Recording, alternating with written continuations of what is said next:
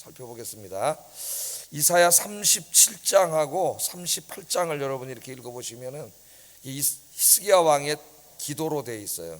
37장에서는 그 아수르 왕 사네립이 20만 대군을 이끌고 쳐들어왔을 때 절박한 상황이죠. 어떻게 할 수도 없고 그때 하나님 앞에 기도한 내용이고요. 그다음에 오늘 읽은 38장은 히스기야가 죽을 병에 걸렸을 때 이제 하나님 이사야 선지자를 보내가지고 네가 살지 못한다, 죽는다, 이혼을 하고 다 준비를 해라, 이런 말을 듣고 하나님 앞에 기도한 내용이 38장입니다. 그래서 우리 히스기야 왕은 유대 역사에서 굉장히 이제 경건하고 훌륭한 왕인데 인생의 위기가 여러 번 있었어요. 근데 37장, 38장이 이제 큰 위기, 대표적인 두 가지 큰 위기입니다.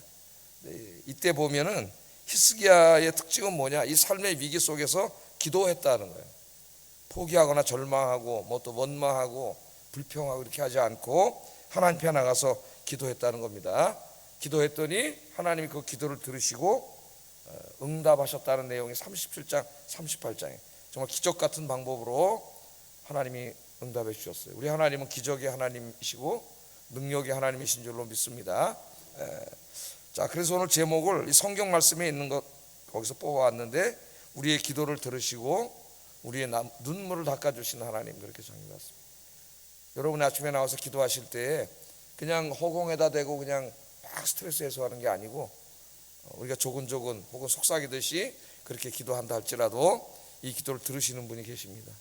하나님이 이곳에 임재해 계시고 하나님이 그 기도를 들으시고 하나님이 그 기도에 응답하시고 여러분이 흘린 눈물을 닦아주시고 오늘 그런 자애로운 하나님의 모습이 오늘 이 38장에 나와 있어요. 그래서 오늘 이 말씀 듣고 은혜 받고 또 여러분 기도 시간마다 이런 은혜를 체험하는 여러분 은혜의 사람들이 되시기를 주의 이름으로 축복합니다.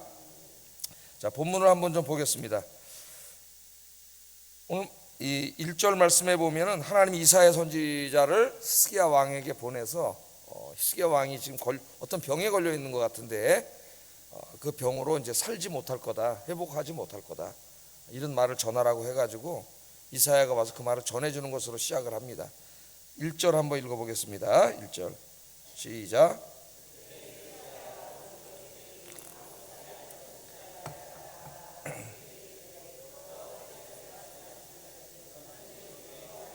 네가 죽고 살지 못하리라 하셨나이다. 의사들이 이제 이렇게 환자들을 치료하고 그러다가 잘 이제 하기 싫은 말, 정말 하기 어려워하는 말, 누구도 잘 안 하려고 하는 말, 그 말이 뭐예요?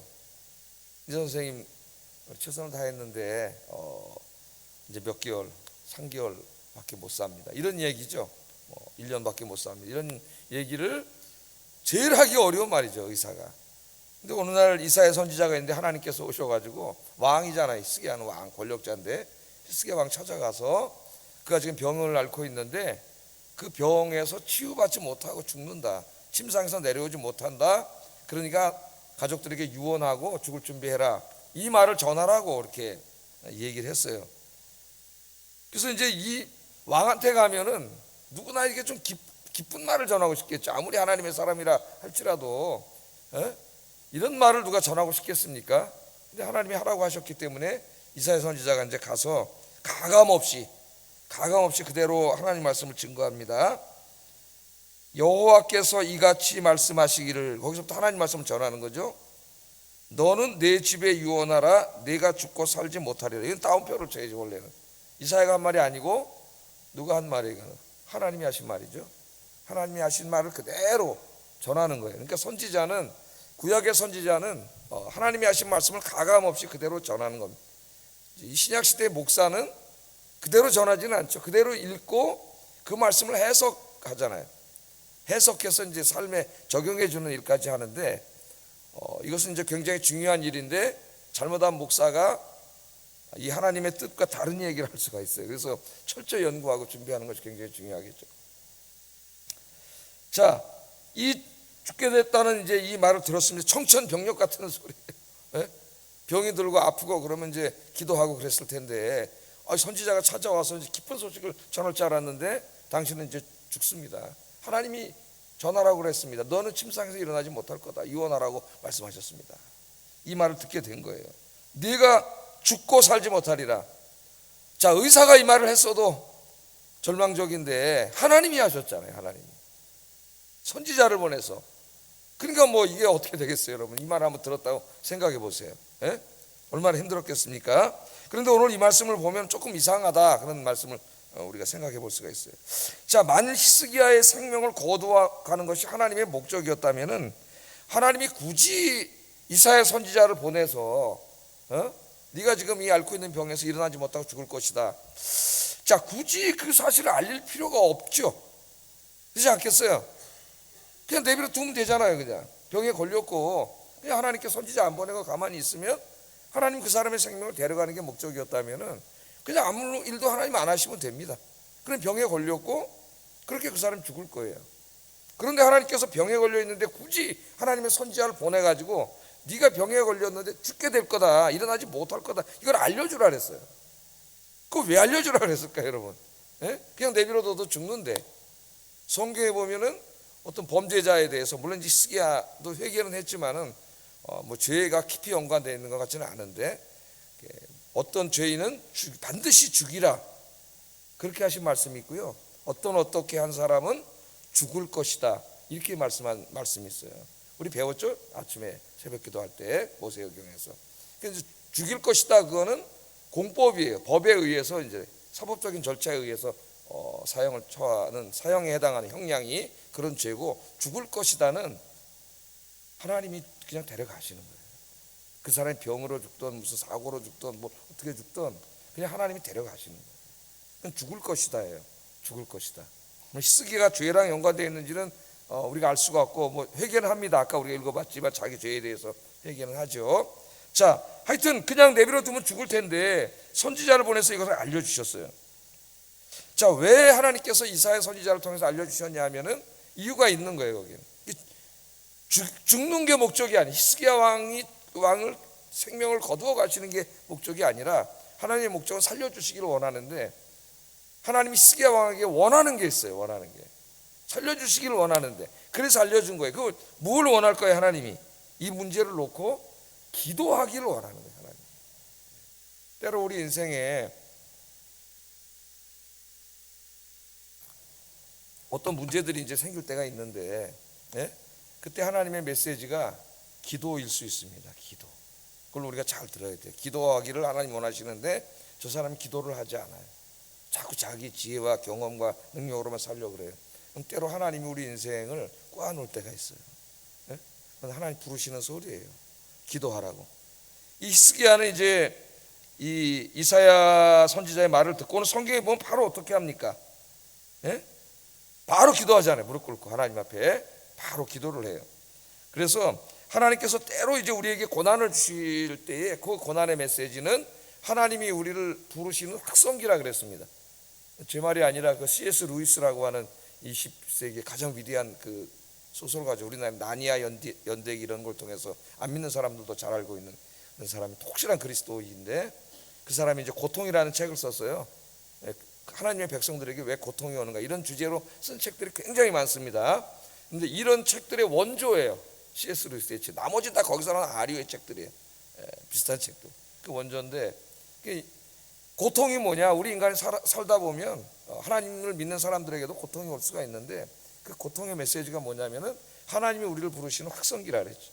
우리가 이렇게 죽음의 길로, 위험한 길로 가고 있어요. 자꾸. 근데 하나님이 말씀하시는데 듣지를 못해. 어제 제가 말씀했죠. 그 북한산에 가서 제가 비유로 그 밤중에 11시 12시가 되니까 모든 세상의 소리가 잠잠해지니까 그 물소리가 크게 들리더라고.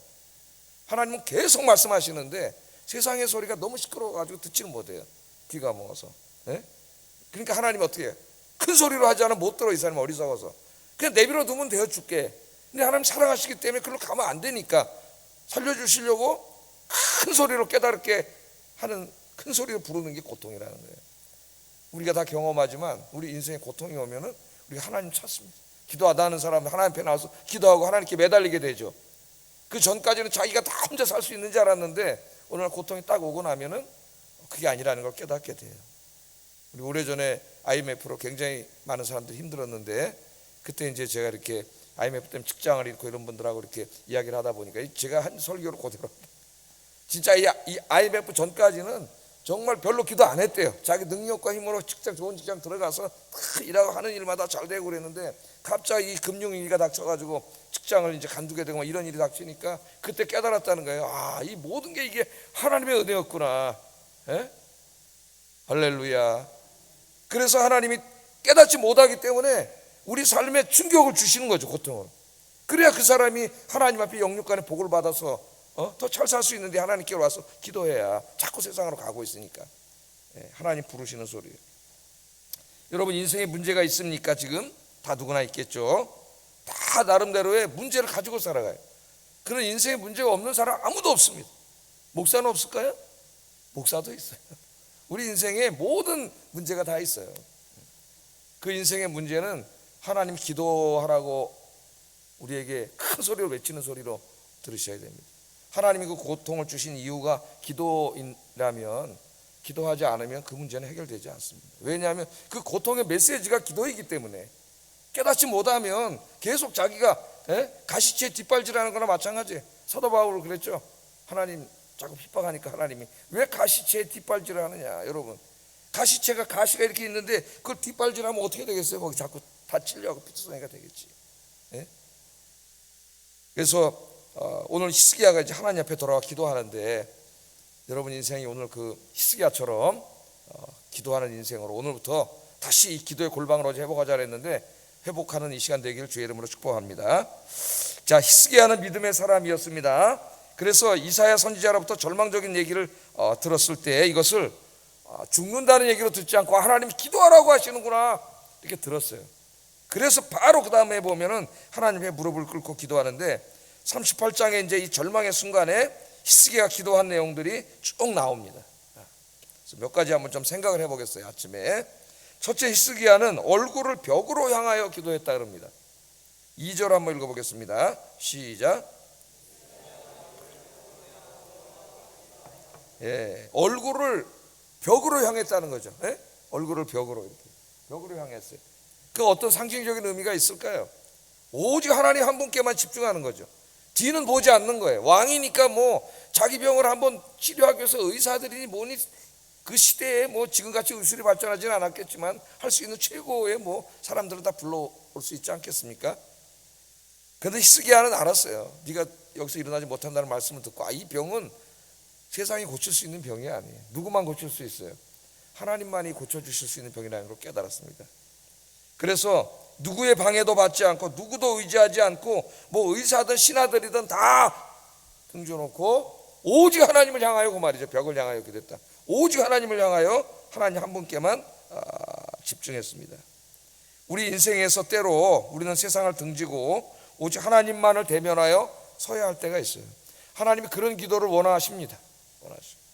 그런 세상 일이 너무 바쁘고 세상에 의지할 게 너무 많으면 그런 기도를 하지 않아요. 이건 정말 절박한 기도 아니겠어요? 간절하고 절박한 기도. 오직 하나님만이 이 문제를 해결해 줄 수 있습니다. 그런데 뭘 다른데 무슨 신경을 쓰겠습니까? 하나님 앞에 무릎을 꿇어야지. 하나님과 단둘이 대면해서 모든 세상의 가능성을 닫아놓고 하나님과 단둘이 기도하기를 하나님이 원하셔요. 야곱이라고 하는 사람들이 창세기에서 보면 그러잖아요. 뭐 그가 매일 기도도 하고 이렇게 뭐 참 하지만은 정말 나중에 하나님 그에게 원했던 기도는 야복강가에서 하게 되지 않습니까? 야복강가에서 철야로 밤새도록 자기 형이 400명의 군대를 이끌고 죽이려고 지금 찾아오고 있다고 하는 그 말을 듣고서야, 주 죽음 앞에서야 비로소 야곱이, 그 전에도 기도했어요. 안 한 게 아니에요. 창세기에 나와요. 근데 하나님 그 정도의 피상적인 기도를 원하시는 게 아니에요. 절박한 기도. 진짜 죽음 앞에 서니까 절박하게 기도하잖아요. 히스기야도 지금 죽음 앞에 서니까 절박하게 벽을 향하여 오직 하나님만을 향하여 기도하지 않습니까, 여러분? 왕인데 뭐 얼마나 가능하게 할 게 많겠어요. 오직 하나님께만. 하나님이 치료하지 않으면 방법이 없는 그것을 알았기 때문에 하나님께 집중했습니다. 그래서 여러분 너무 분주하게 이것저것 막 의지하지 마시고, 어제 제가 뭐라 그랬어요? One thing, 내 인생의 가장 중요한 한 가지 일, 세상 사람들도, 기업하는 사람들도 그걸 강조한다 그랬죠. 한 가지, 집중해야 될 한 가지, 그것이 하나님을 만나는 일, 기도하는 일이라는 거 절대 잊지 않기를 주의 이름으로 축복합니다. 그래서 여러분, 벽을 향하여 여러분도 오직 하나님 한 분만을 향하여 기도하는 것이 여러분 인생의 습관이 되기를 주의 이름으로 축복합니다. 자, 두 번째, 히스기야는 기도를 하는데 이게 좀 어떻게 보면 자기 공로를 내세우나 그렇게 느낄 수도 있는 것 같아. 절대 그런 건 아니고, 하나님 앞에서 내가 이제까지 살아오면서 하나님 앞에 선하게 행한 것, 그걸 기억해 주세요. 그런 기도를 해요. 그걸 기억하고 이제 살려달라는 거죠. 2절 3절 한번 읽어보겠습니다. 시작. 주의 목전에서 선하게 행한 것을 기억하옵소서 하고 히스기야가 심히 통곡하니, 뭐 죽음 앞에 섰는데 여러분, 뭐 왕 체면이 어디 있겠습니까? 하나님 앞에 우린 다 어린아이인데, 예? 그 왕이 하나님 앞에 벽을 향하여 하나님만 바라보면서 울면서 통곡을 했다 그랬어요. 통곡을 하면서 기도하는데, 주 앞에서 진실과 전심으로 행하며 주의 목전에서 선하게 행한 것, 그거 기억해 주세요 하나님, 그러면서 울면서 기도했다는 거예요. 자, 어떻게 보면은 히스기야가 하나님의 은혜를 구하는 것이 아니고 자신의 공로를 내세우는 것처럼 보입니다. 내가 하나님 앞에 이렇게 한 것, 하나님 그거 기억하시고 나를 살려주세요, 그러면서 울면서 기도한 거죠. 그런데 이 기도는 자신의 공로를 내세운 기도라기보다는 오히려 자신의 한없이 무가치함을 고백하고 있는 기도입니다. 하나님 앞에 죄인이고 무가치한 자요, 그래서 하나님 앞에 내세울 것이 하나도 없지만 그래도 자신이 하나님 앞에 선하게 행했던 그 작은 일을 기억하며 긍휼을 베풀어 달라고 기도하는 겸손한 기도예요. 겸손한 기도. 히스기야 왕은 뭐 한 일이 많죠. 사실 뭘 한 일이 조금밖에 없는 사람이 아니에요. 하나님 앞에 많은 일을 한 사람입니다. 겸손하게 하나님 앞에 무릎 꿇고, 나는 정말 하나님 앞에 무가치한 자이오나 그래도 그나마 내가 주님 앞에 한 이것을 하나님 기억해 주세요, 그렇게 간절히 기도했어요. 기도는 청구서가 아닙니다. 청구서로 이해를 하기 때문에 자기가 기도하고 하나님 내일까지 응답해 주세요, 내일 기도 응답이 없으면 하나님한테 화내고 불만하고 불평하고 원망하고 잘못된 생각을 가지고 있어요. 기도는 전적인 하나님의 은혜예요. 하나님 우리에게 뭘 베풀어 줘야 될 무슨 뭐가 있습니까? 우리가 뭐 하나님 앞에 뭘 그렇게 잘했다고? 청구서가 아니에요. 그래서 성경에 보면 간절한 기도는 다 나를 불쌍히 여겨 주시옵소서. 신약 성경에 보면 예수님 앞에 나가서 다 뭐라 그래요? 나를 불쌍히 여겨 주시옵소서. 주님이 불쌍히 여겨 주셨어요. 치유해 주시고. 그러나 저 바리새인은 어떻게 기도해요? 무릎도 안 꿇고 서가지고 탁 흘려서, 오 하나님, 나는 저 사람들처럼 저렇게 태어나지 않게 해주셔서 감사합니다. 오 하나님, 난 11조도 내고, 오 하나님, 나는 금식도 하고, 이렇게 교만하게 기도했는데, 세리는 와서 감히 얼굴도 들지 못하고 무릎을 꿇고 하나님 앞에 눈물로 기도하잖아요. 그때 누가 하나님 앞에 의롭다함을 받겠느냐? 하나님, 예수님이 그렇게 말씀하시지 않습니까? 세리가 나쁜 짓에 대해서 의롭다함을 받는 게 아니에요. 그가 하나님 앞에 그 죄를 고백하고 무릎 꿇고 감히 머리도 못 들고 겸손하게 그렇게 기도했기 때문에 의롭다함을 받은 거지. 바리새인은 겉으로 볼 때는 좋은 일을 했지만 그 모든 것이 교만하게 하나님 앞에 섰기 때문에 그 교만이 가장 큰 죄라는 걸 모르는 거죠. 교만이 가장 큰 죄예요, 하나님 앞에.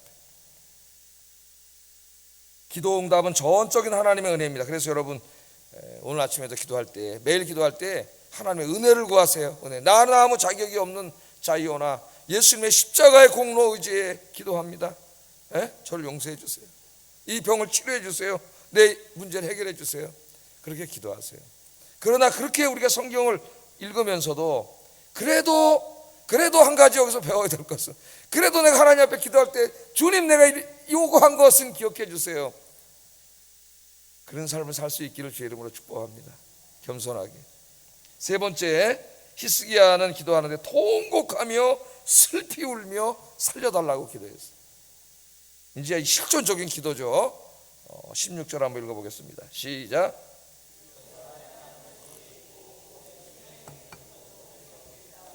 원하건대 나를 치료하시며 나를 살려주옵소서. 그러면서 어떻게 했다고? 심히 통곡했다 그랬죠. 심히 통곡했다. 히스기야의 기도는 통곡과 눈물로 드리는 간절한 기도였습니다. 자, 이렇게 절박하고 간절한 기도를 하고 있습니까, 여러분? 정말 이 기도는 자신의 목숨이 왔다 갔다 하는 상황에 처하지 않으면 이런 기도를 하지 않아요. 근데 하나님은 정말 그런 기도를 원하세요. 그럴 때 절박하고 정말 간절한 기도, 절박하고 간절한 사람이 기도하는데 기도하다가 딴 생각하고 기도하다 졸고 이러지 않겠죠.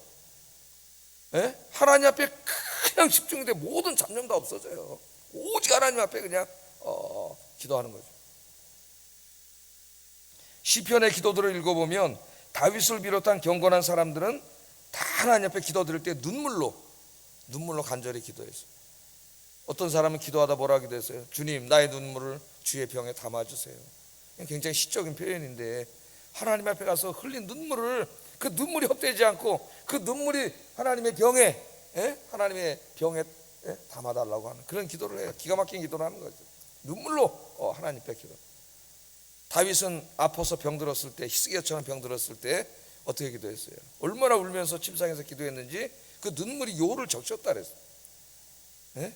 시적인 표현이지만 조금 하이퍼볼이지만은 얼마나 하나님 앞에 울었으면은 그 눈물이 요와 침상을 적셨어요.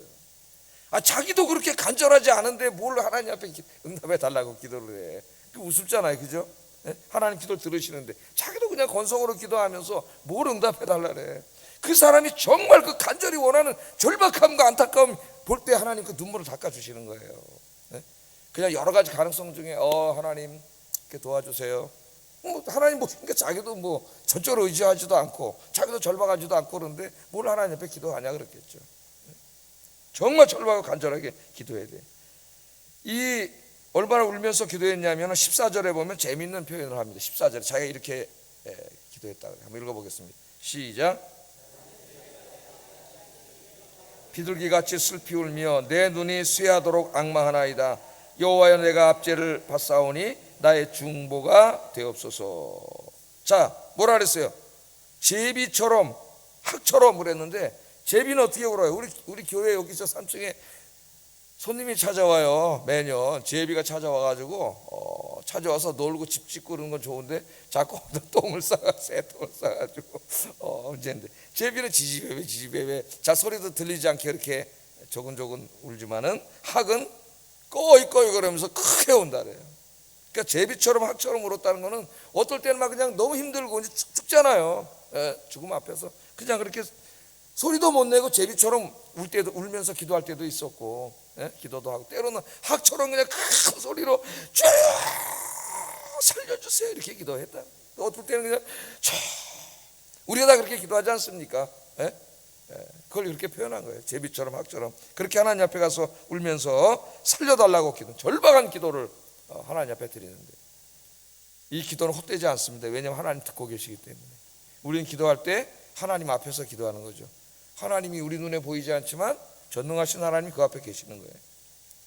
자, 히스기야가 이렇게 눈물로 하나님 앞에 간절히 기도할 때에 하나님이 어떻게 하셨냐면은 즉시로 응답해 주셨는데, 이 얘기는 열왕기하 20장 4절에 나와요. 열왕기하 20장 4절 한번 읽어보겠습니다. 시작.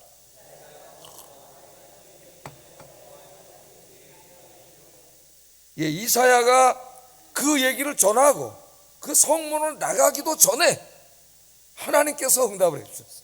하나님께서 이사야가 성읍 가운데까지 이르기도 전에 여호와의 말씀이 그에게 임하여 이르시되. 그러니까 여러분, 제가 이 말씀을 읽으면서 하나님께서 히스기야가 이렇게 기도하기를 얼마나 기다리고 계셨는가 하는 그 마음을 제가 알 수가 있어요. 그렇지 않겠습니까, 여러분? 성경을 읽어보면은 또 모든 기도에 하나님이 이렇게 막 금방 응답해 주시는 건 아닙니다. 하나님의 선하신 뜻에 의해서 아브라함 25년을 기다려야 됐고, 다윗은 10년 이상을 기다려야 됐고, 하나님 기다리게 하실 때도 있어요. 하나님의 때에 응답해 주시기 때문에 우리는 내일이라고 생각하지만 하나님은 아니에요. 한 달 후일 수도 있어요. 그러나 때로 성경을 보면 하나님이 다니엘의 기도도 그랬고, 아침에 기도했는데 저녁 때 응답을 해 주시잖아요. 바로바로 응답해 주실 때도 있어요. 그러니까 두 가지 경우가 다 있다는 것을 우리는 항상 기억해야 됩니다. 안 그러면 시험 들 수가 있어요, 기도하다가. 하나님 기다리게 하실 때는 딱 기다리게 하실 이유가 있는 거죠. 더 큰 선을 이루기 위해서. 오늘 여기 히스기야의 기도는 그게 아니에요. 히스기야가 이렇게 기도하면서 국정을 다스리기를 하나님이 원하신 거예요. 근데 안 한 거죠. 예? 기도를 했겠지만 건성으로 그냥 뭐 이렇게 하고 그러니까 정말 이 절박하게 하나님을 찾고, 또 중요한 거는 그렇게 해서 병이 나으면 어떻게 돼요? 정말 살아계신 하나님을 자기 인생에 체험하잖아요. 이 체험만큼 더 강력한 게 어디 있습니까, 여러분? 절대 이 믿음이 흔들리지 않는 거죠. 그래서 하나님이 이 병을 주셨는데, 이 울면서 벽을 향하여 하나님 앞에 정말 제비처럼 학처럼 울면서 그렇게 간절히 살려달라고 기도했더니, 하나님이 이사야가 얘기하고 돌아가기도 전에 하나님 살려주신다고 응답을 주셨으니까, 하나님이 그 메시지를 전한 이유가 어디에 있어요? 이렇게 기도하라고, 이렇게 기도하라고, 절박하고 간절하게 기도하라고 하나님이 그렇게 하신 거예요.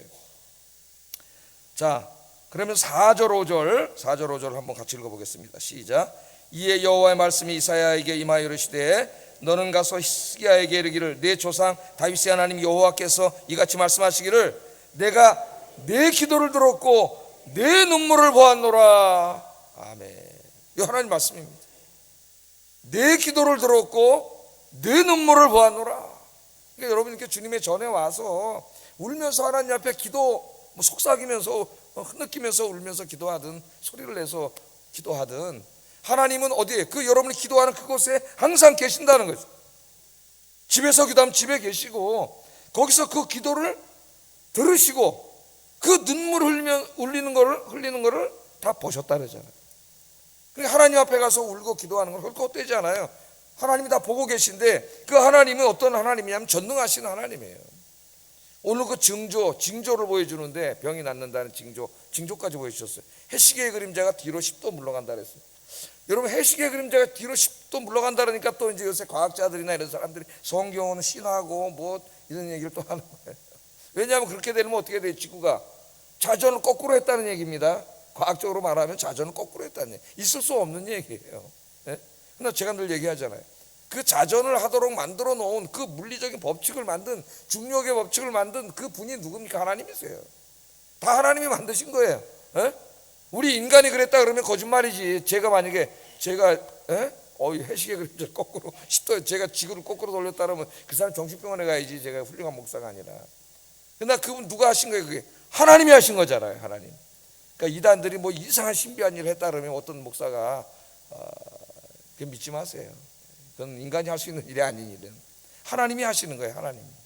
하나님이 거꾸로. 그러니까 하나님은 창조주 하나님이시고, 하나님이 창조주라는 의미에는 우리 신앙 고백이 어떤 고백이들이, 하나님은 전능하신, 불가능이 없다는 얘기죠. 전능하신 하나님. 그래서 이사야서 40장부터 66장까지를 읽어보면은, 그 바벨론에게 나라를 뺏겨서 절망적일 때, 그때 이스라엘 백성들의 기도를 보면은요, 거기에 계속 누가 강조되냐면은 창조주 하나님이 강조돼요. 그러니까 70년 동안 나라 뺏기고 고통당하면서 절망이잖아요. 절망. 이 땅에 바라볼 게 없어요. 누구를 봐도 뭐 어떻게 구해줄 사람이 없어. 그래서 자연히 이들의 눈이 하늘을 향하는데, 하나님을 바라보죠. 고통 속에서. 그 하나님, 어떤 하나님을 찾느냐 하면, 말씀 한마디로 온 우주를 창조하신 전능하신 하나님을 찾아요. 성경 이사야 40장 40, 여러분도 그렇게 기도하세요. 전능하신 하나님 앞에 기도하는데, 전능하신 하나님이 네 기도를 들었고 네 눈물을 봤다 그러니까, 그 다음에 뭐 이제 우리 인생의 문제가 될 게 뭐가 있습니까? 우리 인생 앞에는 죽을 병이고 큰 문제 같지만, 창조주 하나님, 전능하신 하나님이 볼 때는 먼지도 안 되는 거예요. 먼지도. 할렐루야. 내가 볼 때는 인간의 능력과 지혜로 볼 때는 이거 어떡하지? 당황할 수밖에 없지만, 전능하신 하나님께 맡기면 하나님이 볼 때는 먼지도 안 되는 거예요. 하나님이 무슨 뭐 홍해를 가르든지 요단강을 멈추게 하든지 태양을 멈추게 하든지, 뭐 지구 자전을 거꾸로 하게 하든지, 전능하신 하나님께서 여러분이 눈물로 주님 앞에 기도할 때에 그 기도에 응답해 주실 줄로 믿습니다. 뿐만 아니라요, 이 말씀을 열왕기상하고 같이 읽어보면은 이 기도를 하나님 얼마나 기뻐하셨는지, 병만 고쳐주신 게 아니라 그 이후에 하는 모든 일 형통하게 하나님 해주세요. 그 내용이 열왕기하 30장 27절 30절에 나옵니다. 한번 읽어보겠습니다. 히스기야가 부와 영광이 지극한지라, 이 은금과 보석과 향품과 방패와 온갖 보배로운 그릇을 위하여 창고를 세우며, 곡식과 새 포도주와 기름의 산물을 위하여 창고를 세우며, 온갖 짐승의 외양간을 세우며, 양떼에 우리를 갖추며, 양떼와 많은 소떼를 위하여 성읍들을 세웠으니, 이는 하나님이 그에게 재산을 심히 많이 주셨으며 이 히스기야가 또 기온의 윗샘물을 막아 그 아래로부터 다윗성 서쪽으로 곧게 끌어들였으니 히스기야가 그의 모든 일에 형통하였더라. 마지막 일이 뭐예요? 그의 모든 일에 형통하였더라. 하나님 의지하고 기도하고 살았더니 모든 일에 형통하였더라. 여러분 기도할 때 그렇게 기도하세요. 하나님 형통한 길을 열어 주시옵소서. 그 안에 다 들어가 있잖아요. 하나님 모든 형통한 길을 열어. 하나님 형통하게 하시면 다 되는 거예요. 막힌 일이고 뭐고 그냥 다. 그래서 사도 바울도 에베소 3장 20절 21절에 기도하라고 권고하면서 이렇게 권고했습니다. 한번 읽어보겠습니다. 시작.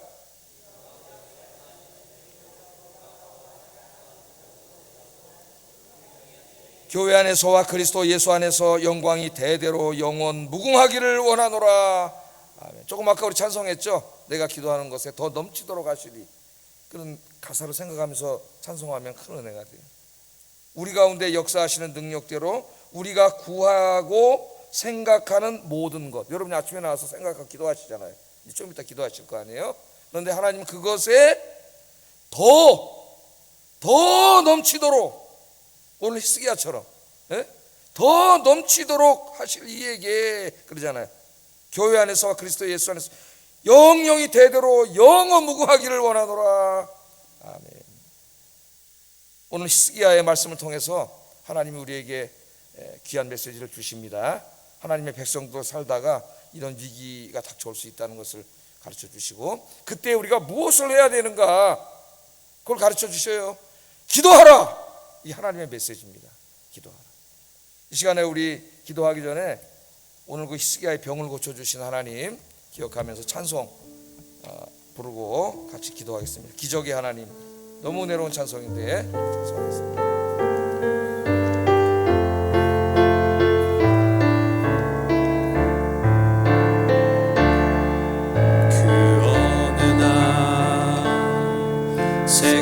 그물에 걸린 같이 내 삶 속에 덧치 맺네. 몸부림 쳤지만 어적거렸지만 나는 약한 자였었네. 내 영혼아 내가 어찌하여 낭망하며 불안하여 하노. 너는 하나님을 바라라. 그 얼굴에 보심을 인하여 내가 오히려 찬송하리라. 나의 좋으신 주님 태양을 멈추며 혈루증을 고쳤던 주님, 기적의 하나님, 능력의 하나님, 기적의 하나님, 능력의 하나님, 나를 고쳐주셨네. 그 어느 날 아무 예고도 없이 내 삶 속에 슬픔이 맺네. 원인을 찾으며 애써봤지만 나는 무력한 자였네. 내 영혼아 내가 어찌하여 낭망하며 불안하여 하는고. 너는 하나님을 바라라. 그 얼굴에 오심을 인하여 내가 오히려 찬송하리라. 나의 좋으신 주님, 나의 좋으신 주님, 죽은 자를 살리며 모든 병을 고쳤던 주님, 모든 병 고쳤던 주님, 기적의 하나님, 기적의 하나님, 능력의 하나님, 그는 날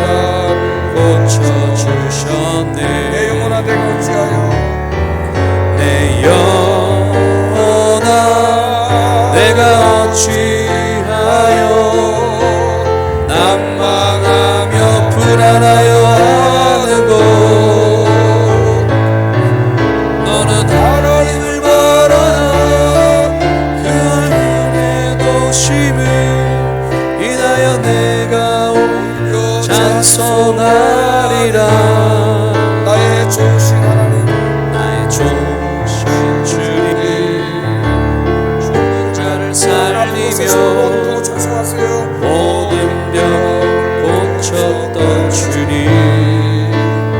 기적의 하나님, 기적의 하나님, 능력의 하나님, 능력의 하나님, 그는 날 고쳐주셨네. 이 시간에 기도하겠습니다. 여호와 라파의 하나님, 치료하시는 하나님, 히스기야의 병을 고쳐주신 하나님, 나의 육신의 병을 치유하여 주시옵소서. 나의 우울증과 불안증을 치유하여 주시옵소서. 이 시간에 만져주시고 기적의 하나님, 능력의 하나님께서 오늘 강건하게 치유하여 주시옵소서. 기도하시고 나의 삶의 문제들을 통하여 기도의 자리로 부르신 하나님의 음성을 듣게 하시고 기도의 골방에 들어가 오직 하나님께 집중하고 울면서 하나님 앞에 기도하는 인생이 되게 하여 주시옵소서. 절박하고 간절하게 기도하게 하여 주시옵소서. 기도하겠습니다. 사랑과 은혜가 충만하신 아버지 하나님, 기적의 하나님, 능력의 하나님,